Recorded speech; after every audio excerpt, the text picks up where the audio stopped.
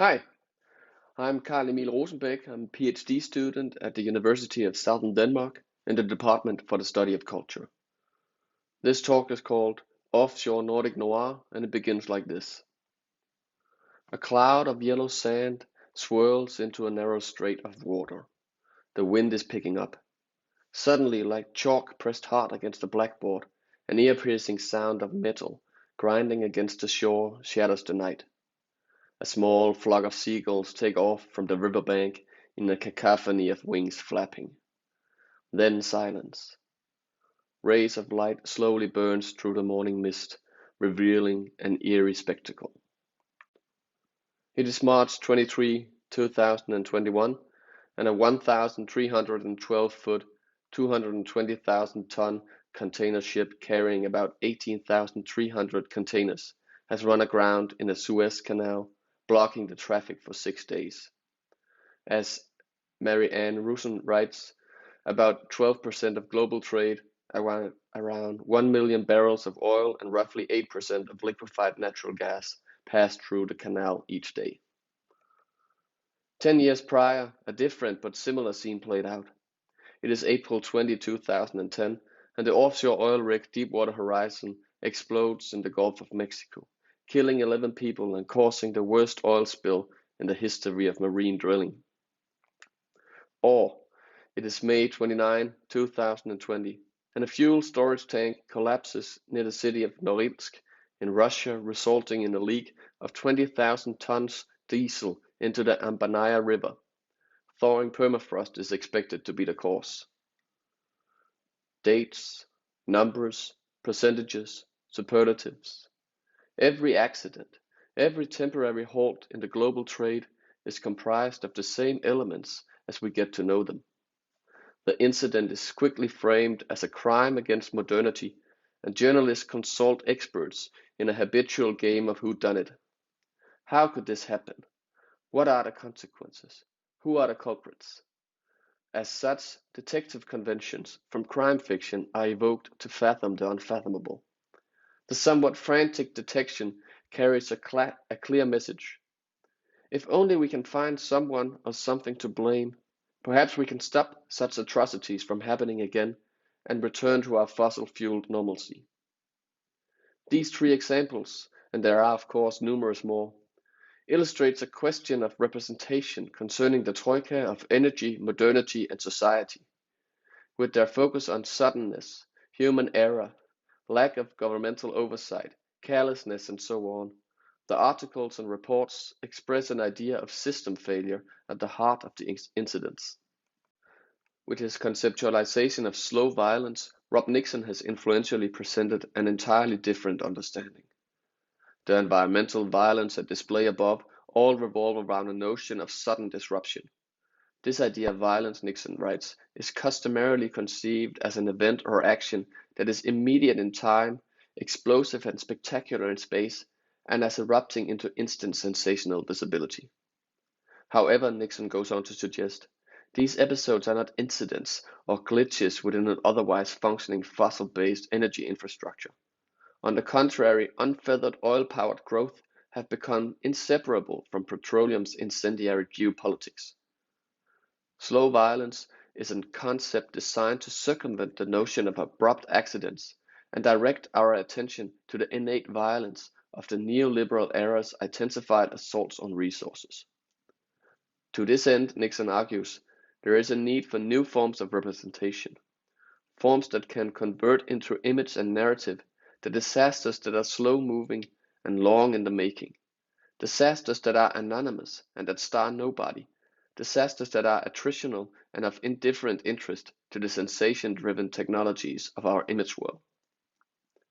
The customary understanding of violence is that it is something sudden and instantly visible, Nixon writes. Therefore, as I have already noted, I suggest that the examples above represents a common usage of whodunit crime fiction conventions to describe the hiccups of hydrocarbon man, as Daniel Jürgen coined our modern condition. Other cultural critics have named this condition of fossil-infused ideations petroculture, arguing that hydrocarbons do not simply provide us with energy, they constantly pave the way for certain infrastructures of feeling indecipherable in our everyday lives. Analysis of cultural products can, however, shed light on this cultural effect of fossil fuels. Strikingly, Joshua Shuster has compared this analytical effort to another subgenre of crime fiction, namely noir. He writes, "Let's face it, the absent presence of oil in modernist art is too compelling to not demand critical investigation, even as such inquiry is like the plot of a film noir, with the detective looking for the perpetrator who is everywhere woven into the fabric of the mise-en-scene, but still confounds direct interrogation." Likewise, Deborah Bird-Rose's article Anthropocene Noir argues that to understand the predicament of the Anthropocene, we must consider the classic noir protagonist.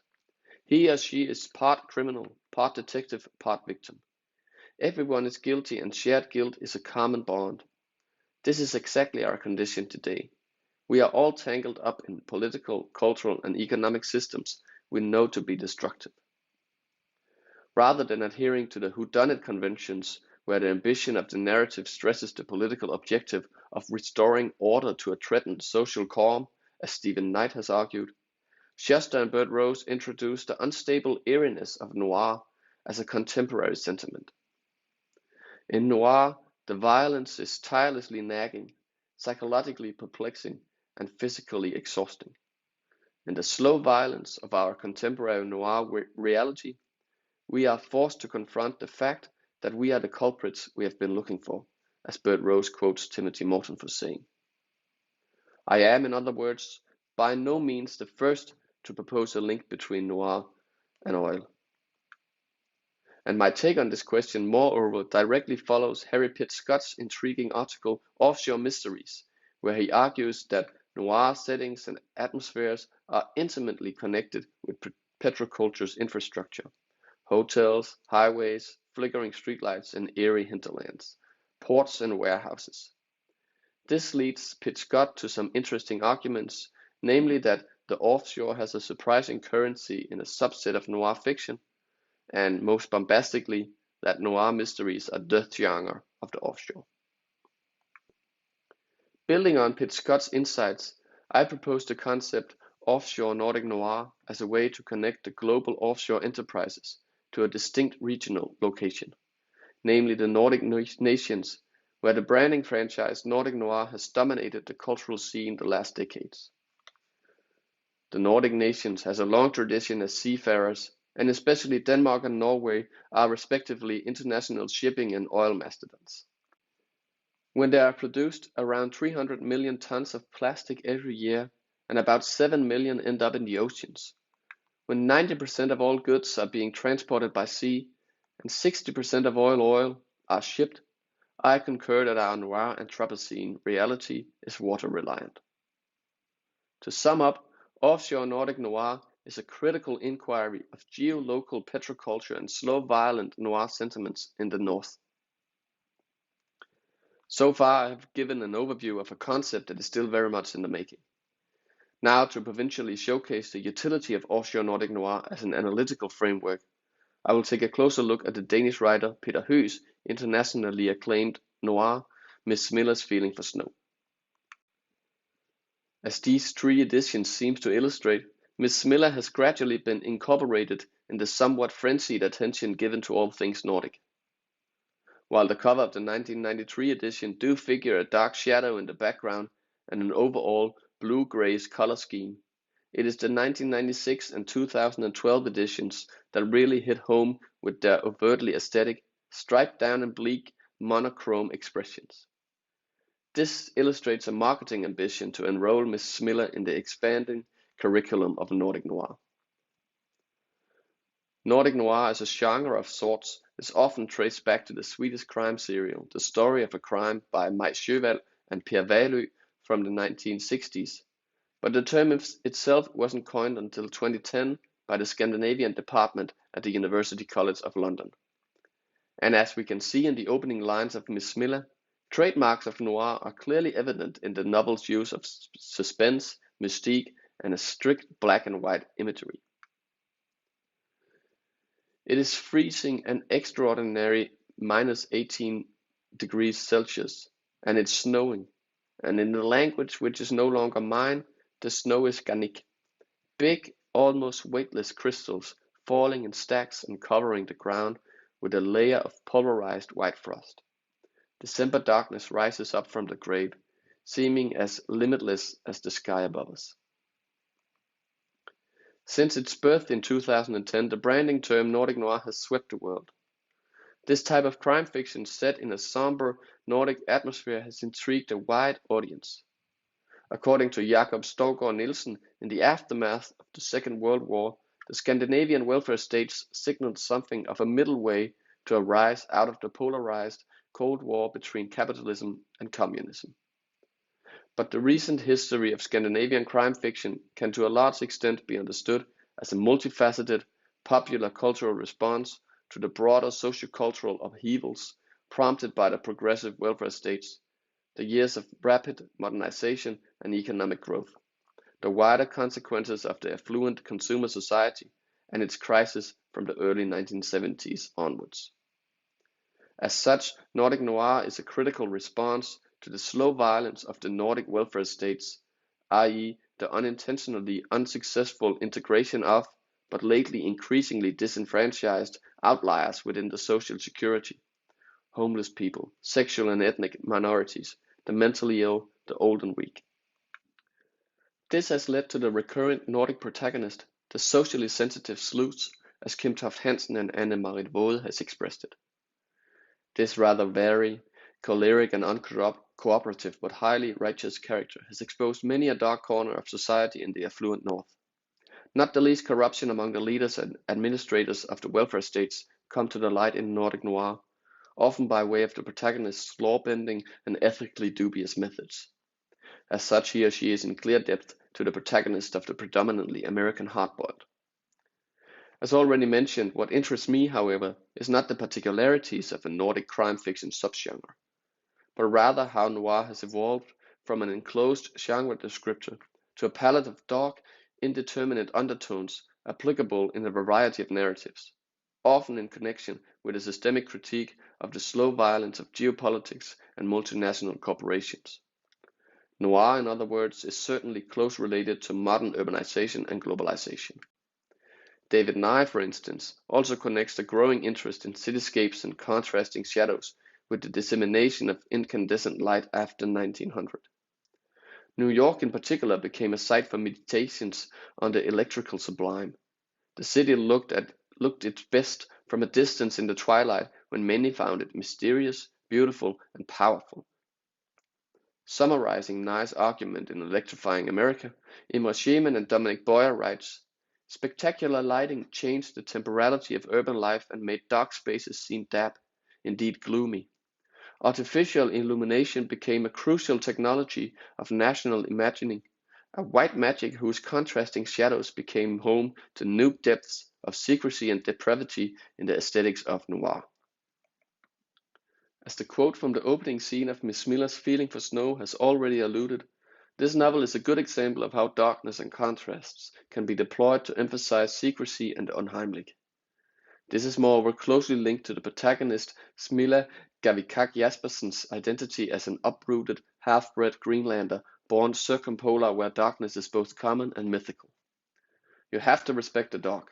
Night is the time when space simmers with evil and peril. You can call it superstition, you can call it fear of the dark, but it's ridiculous to pretend that the night is just like the day, simply without light.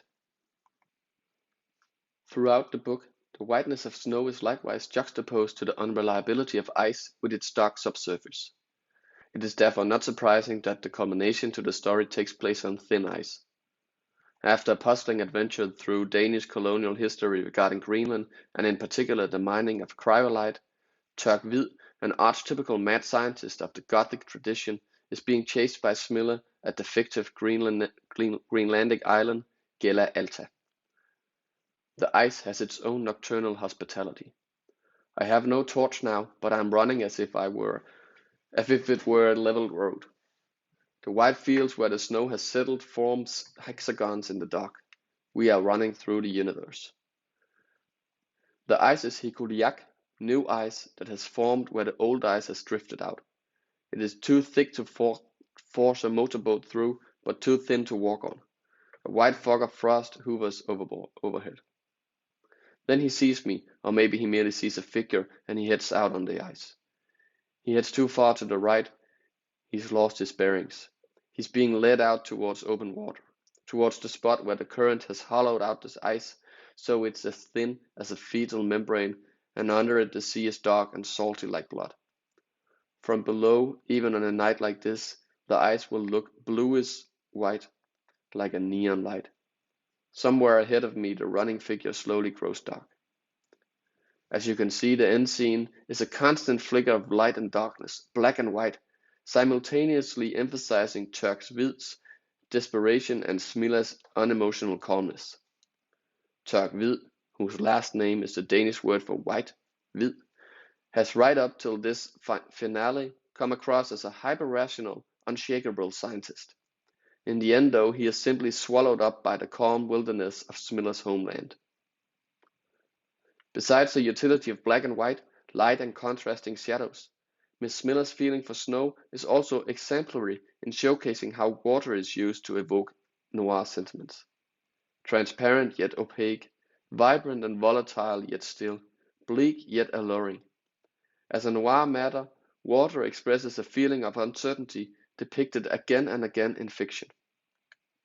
Recall, for instance, Raymond Carver's short story So Much Water So Close to Home, or the opening of David Lynch's Twin Peaks, where Laura Palmer's body is found at the riverbed. In Peter Høeg's novel, water is of course present in its complementary forms ice and snow, but a great part of the novel also takes place aboard a 4,000-ton vessel Kronos on the journey from Denmark to the upper west coast of Greenland. While on this journey, an Arctic petroscape is revealed. We hear that Smila was part of a research group studying the possibility of exploiting Greenland's offshore oil reserves, and a crucial scene, moreover, is played out on the fictive large floating oil platform, the Greenland Star, outside of Nuuk, with administrative offices for Chevron, Gulf, Shell, and Esso. Also, we hear a lot about the shipping industry throughout the novel, namely how corrupt and completely out of oversight the enterprise is. Birger Lander, a dodgy owner of a shipping firm helping Smila detect the itinerary of Kronos, at one point bluntly says, "Everything has a front and a back. Normally they are of equal size, but in the shipping industry things are arranged so cunningly that the back is much bigger than the front." He continues to say that the shipping industry is one of the most discreet in the world. Comments like these in the novel clearly links offshore enterprises to the noir sentiments of obscurity, secrecy, and depravity. Harry Pitt Scott in his article also writes that offshore all too often gives way to less democratic jurisdiction. The offshore is a juridical spatial regime that circumvents nation-state regulation through extraterritorial ownership practices and can include offshore finance, special economic zones, and flagging practices. Likewise, he references economist Ronan Palan, who writes that offshore is an enclave distinguished from its onshore brethren, not necessarily because of its location, but because it defines a territory or a realm of activity in which states choose to withhold some or all of their regulations and taxation. In that sense, offshore signals a profound fissure in the life of the state system. There is, in other words, an inherent obscurity built into the legal and political construction of offshore. This, in Scott's view, leads to a crisis of representation, somewhat similar to the one Rob Nixon discusses in regard to slow violence. Scott asks, how to represent something both everywhere and nowhere.